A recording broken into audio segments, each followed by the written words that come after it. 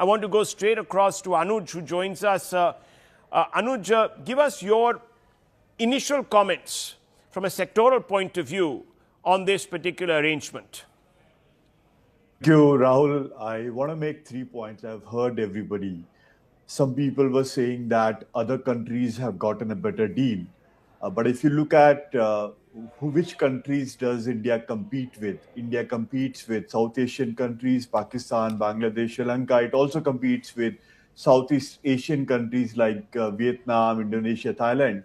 India has gotten the best deal out of all these countries except Singapore in Southeast Asia. So India has gotten a very, very good deal, point number one. Point number two, people spoke about agriculture and how it may be compromised. The fact is that all the current deals India has signed, India has protected agriculture. So if you look at the New Zealand deal, for example, every single deal New Zealand has signed till date includes dairy exports. India is the only deal New Zealand has signed which does not include dairy exports. In fact, New Zealand government got into trouble with the opposition over there, saying that why have you not signed a good deal with India? So that's a track record of India, and I think they have maintained that in the current deal also. Lastly, Indian exports, Indian entrepreneurs have actually maintained record numbers on exports. If you look at the last month for which data is available, that's December, India's exports were at a 10-year high.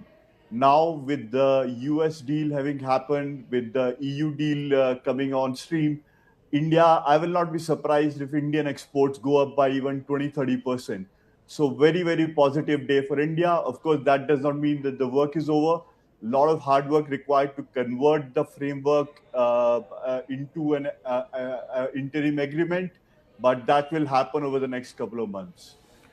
Okay, that's a significant statement coming out from Anuj Gupta, MD of India Bauer Group. You made an interesting statement, and I want to come back to that. You said Indian exports, you won't be surprised, might even go up by about 25%. Could you illustrate that point? If you look at the sectors which also create most number of jobs in India, which are textiles, leather, footwear, etc., all of these sectors will now get preferential tariffs from India. In fact, there are a number of other sectors like generics, etc., which might even get lower tariffs than 18%. That's part of the deal. We have seen that in, for example, Vietnam, where certain sectors got lower tariffs. So once you have these sectors contributing to exports at a larger number, the US itself, as Commerce Minister Piyush Goyal said, US is a $30 trillion market, and we are not even 1% of that in terms of our exports. So sky is the limit over here. In fact, I'm being very conservative by saying that we'll see 25-30% growth. We might even see higher growth.